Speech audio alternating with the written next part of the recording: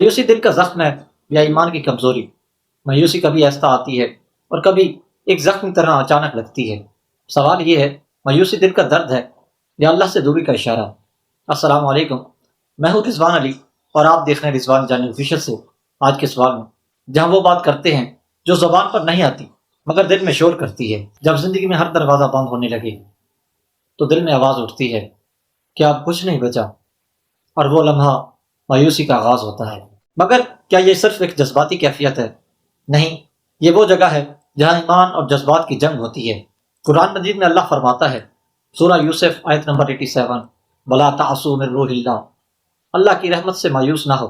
جب ہم اللہ پر یقین رکھتے ہیں تو مایوسی کا مطلب یہ بنتا ہے کہ ہم اس کی رحمت پر شک کرنے لگے ہیں۔ دل ٹوٹ سکتا ہے، انسان گر سکتا ہے، مگر ایمان اسے واپس اٹھاتا ہے اگر وہ اللہ سے جڑا ہوا ہو۔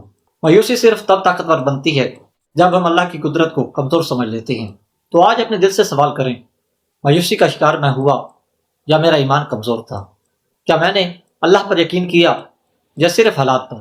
کمنٹس میں ضرور شیئر کریں، کیا آپ نے کبھی مایوسی کا لمحہ محسوس کیا اور آپ اس سے کیسے نکلے؟